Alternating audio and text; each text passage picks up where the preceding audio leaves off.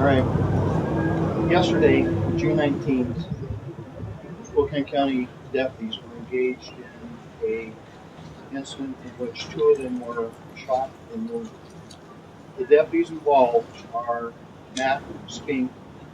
He started working with the Sheriff's Office in 1999, has been assigned to the North Districts in patrol since that time. Michael Northway started his career with the Spokane County Sheriff's Office in the jail, transferred over to the Patrol Division in 1999, and has been working in a few different districts, but mainly north for the last 6 years. He and Matt worked on the same platoon. They worked very closely together. They were friends, and I'm glad to report that they're doing well.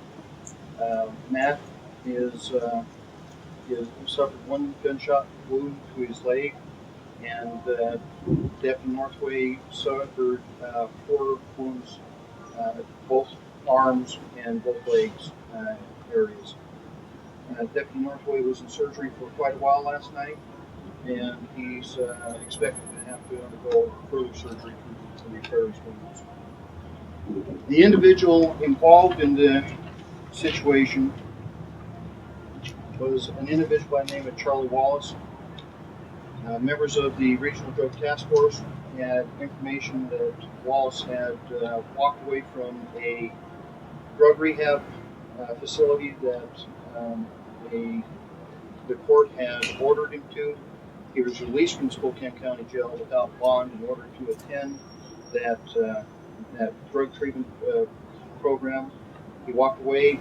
Since that time, he has been a fugitive. The drug team started looking for Mr. Wallace. Yesterday, they coordinated with Deputy Spink and Deputy Northway to make a traffic stop, at which time they were engaged in the gunfight. Mr. Wallace put this entire community at extreme risk. He drove through the streets of Spokane at very high rates of speed. He tried to, it appears through video, that when he crossed over into the southbound lane going northbound of Highway 2, he put a lot of citizens at risk, nearly causing multiple head-on collisions.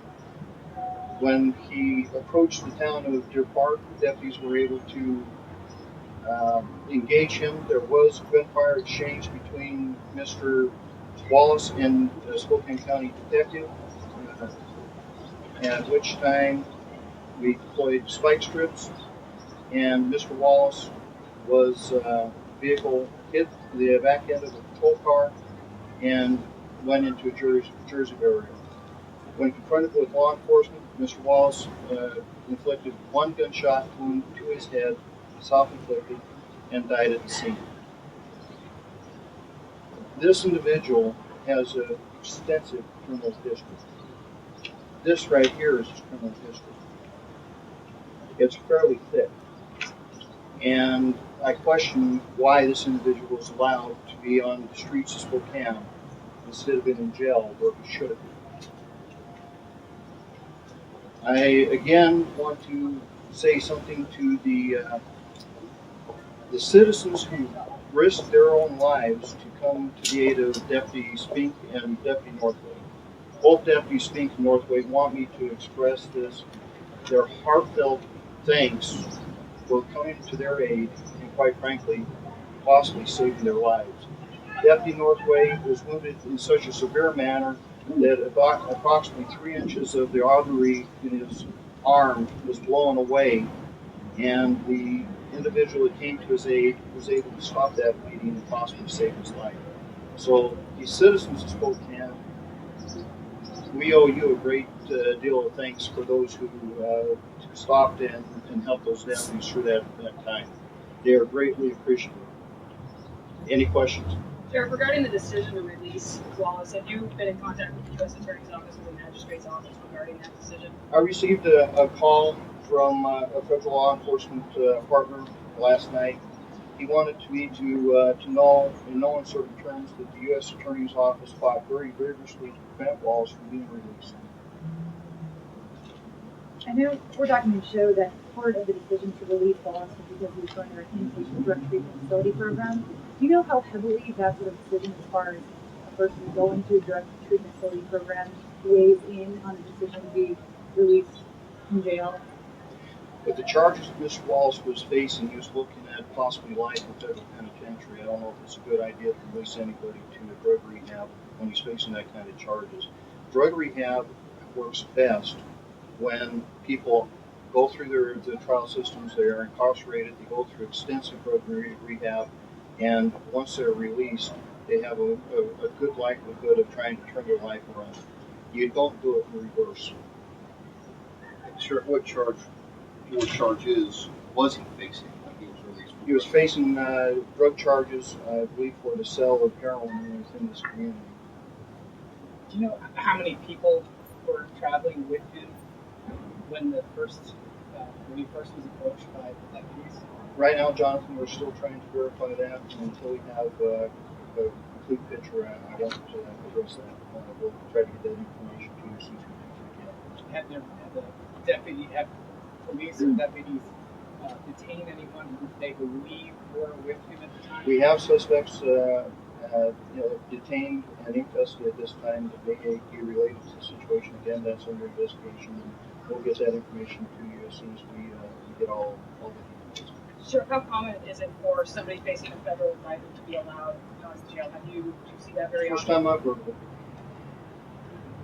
There are reports that Northway also suffered a shattered femur. Is that true? Yes, and once doctors were able to repair the artery, they worked on the femur late into the night. Deputy Northway was in surgery for a very extensive part of the night. When I left around 12:30, he was still in surgery. Are there any other details you can give us about the locations at Princeton and Alcan? Not at this time. Until we get all that information locked down, we don't want to provide you any information that we haven't verified. Has anyone been in contact with Mr. Wallace's family? I'm not sure, Megan. Sheriff, it looks like that Wallace was actually a passenger in that vehicle. He was a passenger, yes.